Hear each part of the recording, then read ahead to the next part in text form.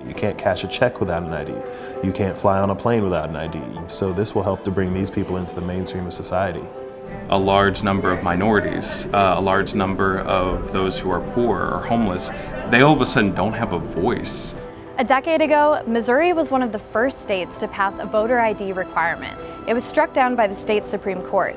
And since then, more than 30 other states have put some form of an ID requirement in place. Now Missouri is trying again with a proposed amendment to the state constitution. Across the country, voter ID requirements are becoming the new norm. A majority of states have some form of ID requirement, and 4 in 5 Americans support requiring voters to show photo ID. But advocates worry these requirements would cut some groups out. Missouri Secretary of State says about 220,000 eligible voters in Missouri could be kept from voting by the amendment, or about 5% of registered voters.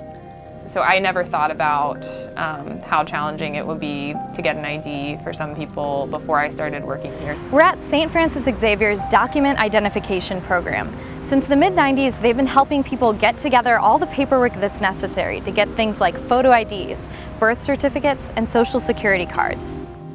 The clinic sets aside about $70,000 annually to help an average of 3,500 people register to vote. They're helping just the type of people who could be affected by a photo ID requirement to vote. Oh, it's pretty hard, you know. It's definitely hard.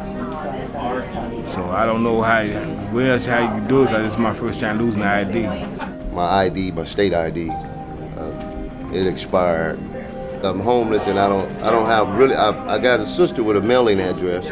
We know that this is a need, and we know that we don't even meet the need in this region. So if the amendment passed, this need would become even more acute across Missouri. It might seem minimal to many people, but the cost can be a barrier, because if you have no income at all, then even $11 for an ID or $15 for a birth certificate can be a barrier. In addition to that, you have to provide underlying documents to get your ID or birth certificate, and navigating that process can be challenging.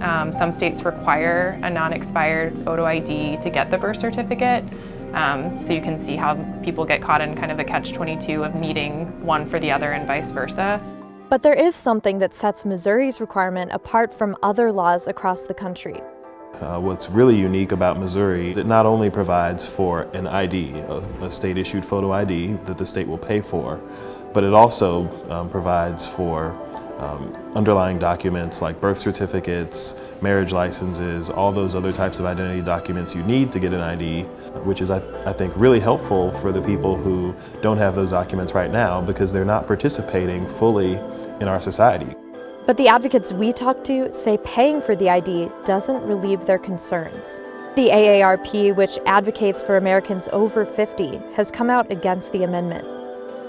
I think that that's a very good first step. I also don't think that it takes care of any of the problems that I've talked about, because if you happen to have an expired or lost ID on that one specific day, it doesn't matter if they're going to pay for it or not, you still can't get it. And there are so many more challenges beyond that. There's no plan for helping to navigate the process, troubleshooting with people who have limited resources. I'm just not convinced that any of that would actually happen. For Newsy, I'm Kate Grumke.